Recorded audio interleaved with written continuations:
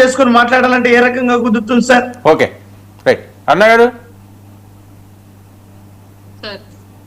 ఎందుకు అనవసరంగా వాళ్ళ మీద లేనిపోని నిందలు వేస్తున్నారట, ఆరోపణలు చేస్తున్నారట, అరెస్టులు చేస్తున్నారట, కక్ష సాధింపు చర్యలు చేస్తున్నారట? సార్ ఫస్ట్ ఇది సందర్భం కాదు, మన టాపిక్ లో విషయం కాదు, అయినప్పటికీ స్పందించాలనిపించింది. ఒక విషయం అయితే చెప్తున్నాను సార్. మీరు సిదిరి అప్పలరాజు గారు అబ్బాయి యాక్సిడెంట్ చేసి ఒక ఇష్యూ నడుస్తుంది, మనందరికీ తెలిసిందే కదా సార్. ఆ విషయంలో పూర్తిగా నేనైతే క్లియర్ గా వైసీపీ నుంచి సిదిరి అప్పలరాజు గారు అబ్బాయికి సపోర్ట్ గా నిలుస్తున్నటువంటి నాయకులందరికీ ఒక రిక్వెస్ట్ ఇది. దయచేసి మీరు సిదిరి అప్పలరాజు గారు అబ్బాయికి సపోర్ట్ గా మాట్లాడే ప్రతి ఒక్కరు, ఇంక్లూడింగ్ జగన్మోహన్ రెడ్డి గారు కూడా, ఆయన కూడా ఏదో చిన్నపిల్లడు తెలిసో తెలియక తప్పు చేస్తే ఏదో కేసు పెట్టారని చెప్పేసి బాధపడుతున్నారు. మీరు ఒకసారి మీరు స్పందించండి, సపోర్ట్ ఇవ్వండి. సిదిరి అప్పలరాజుకి తప్పులేదు, మీ పార్టీ వ్యక్తులు కాబట్టి మీరు సపోర్ట్ చేసుకోవడం దాన్ని కూడా మేము ఎవరైనా తప్పు పట్టాం. కానీ ఆ ఫ్యామిలీ ఎవరైతే ఉన్నారో, చనిపోయినటువంటి వ్యక్తికి సంబంధించిన ఫ్యామిలీ ఎవరైతే ఉన్నారో, ముసలి తల్లి, చిన్న బిడ్డలు, ఆమె పనికెళ్ళలేదు, ఈ పిల్లలను చూస్తూ భార్య పనికెళ్ళలేదు, వాళ్ళ కుటుంబం ఎలా పోషిస్తుంది, ఎలా ఉంటుంది అనేది మాకే అర్థం కాని పరిస్థితి. వాళ్ళని చూస్తే జాలేస్తుంది. కాబట్టి మీరు ప్రతి ఒక్కరు మీడియా ముందుకు వచ్చే ప్రతి ఒక్కళ్ళు కూడా ఫస్ట్ వెళ్ళి ఆ ఫ్యామిలీని పరామర్శించి వాళ్ళకి కాస్త ఆర్థిక సహాయం చేసి ఆ తర్వాత మీరు కాదనట్లేదు. Point number 1.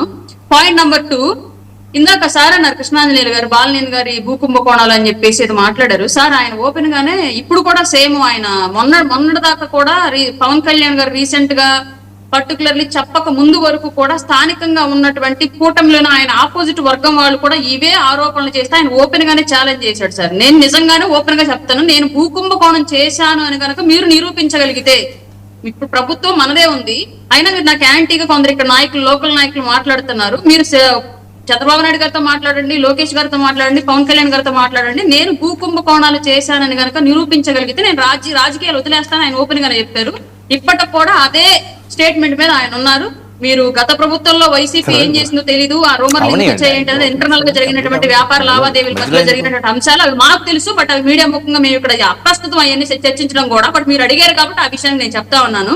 ఇంకొకటి సార్, పవన్ కళ్యాణ్ గారిని సెంట్రిక్ గా చేసుకొని రాజకీయాలు చేస్తున్నారు అని చెప్పేసి నేను మాట్లాడానని చెప్పేసి సురేష్ గారు ఒక స్టేట్మెంట్ ఇచ్చారు. పవన్ కళ్యాణ్ గారు అప్పుడు మాట్లాడిన మాటలకి ఇప్పుడు మాట్లాడినటువంటి మాటలకి పొంతనట్లేదు అని చెప్పేసి. బట్ నేను ఓపెన్ గా అడుగుతున్నాను ఈ విషయాన్ని. వైసీపీలో ఉన్నటువంటి రెడ్డి సామాజిక వర్గం వారు ఎవరైతే ఉన్నారో వారు ఎప్పుడు కూడా వచ్చి బయటికి మీడియా ముఖంగా ఎవరిని దుర్భాషలాడడం, తిట్టడం, ఏదైనా సందర్భాన్ని ఉపయోగించుకొని కులానికి ఆపాదించి వారి యొక్క కులాన్ని తీసుకొచ్చి మాట్లాడడం, మీటింగ్లు పెట్టించడం చేయలేదు. బట్ ఓన్లీ ఎందుకు కాపులతోనే అలా చేపిస్తున్నారు జగన్మోహన్ రెడ్డి గారు? ఇప్పుడు రెడ్డి సామాజిక వర్గానికి అంత ప్రయారిటీ లేదా ఆ పార్టీలో? లేదంటే మాట్లాడగలిగే వాళ్ళు లేరా? లేదంటే కాపులు మాత్రమే మాట్లాడగలరు, వాళ్ళు మాత్రమే బయటకు వస్తారు, మిగతా వాళ్ళు అక్కర్లేదన్నటువంటి ఉద్దేశమా? రాష్ట్రంలో ఉన్నటువంటి అన్ని రాజకీయ కోణాల్లో వీళ్ళు మాత్రమే చేయగలరు, రెడ్డి సామాజిక వర్గం వద్దు అన్నటువంటి భావన? లేదంటే వీళ్ళు మంచి వాళ్ళు చెడ్డ వాళ్ళని చెప్పేసి జనాలకు చెప్పించాలనుకోవడం? ఇవన్నీ అంశాల్లో ఒకసారి సురేష్ గారు నాకు ఆన్సర్ ఇవ్వాలి. జగన్మోహన్ రెడ్డి గారు ఎందుకని పదే కాపు నాయకుల్ని మీడియా ముందుకు తీసుకొచ్చి పుష్ చేసి పవన్ కళ్యాణ్ గారిని కూటమిని తిట్టిస్తున్నారు? ఇందులో కాపుల్ని రాజకీయంగా తొక్కేస్తున్నటువంటి అంతర్గత కుట్ర లేదా? ఇప్పుడు ఎంతమంది రేపొద్దున నిజంగా గనక మళ్ళీ ఎలక్షన్ కి వెళ్తే ఇవాళ కూటమిని తిట్టిన వాళ్ళు కానివ్వండి, లేదంటే వాళ్ళ మీడియా ముందుకు వచ్చి మాట్లాడుతున్నట్టు కాపు నాయకులు కానివ్వండి, జగన్మోహన్ రెడ్డి ఎంతమందికి టికెట్లు ఇస్తాడు? ఇచ్చినా సరే ఎంతమంది సామాన్య వర్గం కానివ్వండి, కాపు సామాజిక వర్గం కానివ్వండి, వీళ్ళందరినీ సపోర్ట్ చేసి ఇంక్లూడింగ్ వైసీపీలో ఉన్నటువంటి వాళ్ళతో సహా, ఈ అంబటి రాంబాబు గారు పేరు నాని కానివ్వండి, గుడివారి అమర్నాథ్ కానివ్వండి, కన్నబాబు కానివ్వండి, వీళ్ళందరికీ ఎంతమంది గెలుస్తారు? వాళ్ళు మూట కట్టుకున్నటువంటి ఈ బ్యాడ్ టాక్ వల్ల ఎంతమంది కాపు నాయకులు జగన్మోహన్ రెడ్డి ఆధ్వర్యంలో రాజకీయంగా ఎదుగుతున్నారు? సరే ఓకే, మరొక అంశం అవినీతి గురించి కూడా ఏదో కామెంట్ చేస్తున్నాడు సురేష్. అది నేను ఇందాక చెప్పా, అదే చెప్దాం అనుకున్నాను, మళ్ళీ మాట్లాడలేకపోయాను. ఎవరో వెనక సామెతం సార్, ఒళ్ళంతా ఏ మచ్చ లేకుండా చక్కగా ఉన్నాడంటాను, కంట్లో గుడ్డుందిగా నల్లగా అన్నాడంటే ఎవరో ఒకళ్ళు. అట్లా ఉంది ఇందాక సురేష్ గారు చెప్పినటువంటి విషయం క్లియర్ గా. పార్టీకి సంబంధించి చుట్టూ ఉన్నటువంటి నాయకులు, వాళ్ళకి సంబంధించి వాళ్ళు పార్టీ కోసం చేసినటువంటి కలెక్ట్ చేసుకున్నటువంటి పార్టీ ఫండ్స్ ని అది పవన్ కళ్యాణ్ గారు చేసినట్టు అవినీతి అని చెప్తారా?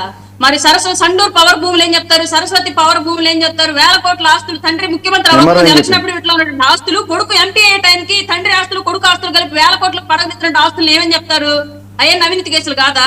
పార్టీ ఫండ్ ఇచ్చేవాటి అవినీతి అని చెప్పిన మీరు మరి అదే జగన్మోహన్ రెడ్డి కింద ఎట్లా పనిచేస్తున్నారు మీరు? వర్మ గారు ఇక్కడ ఒక మాట అరుణ గారు చేశారు కాబట్టి ఈ రోజు నా బాలినేని శ్రీనివాసరెడ్డి పవన్ కళ్యాణ్ అన్న చూసుకొని అన్న కోసం జనసేన పార్టీ మీరు ఆయనకి అవకాశం ఇచ్చారు, అది పెట్టుకోండి.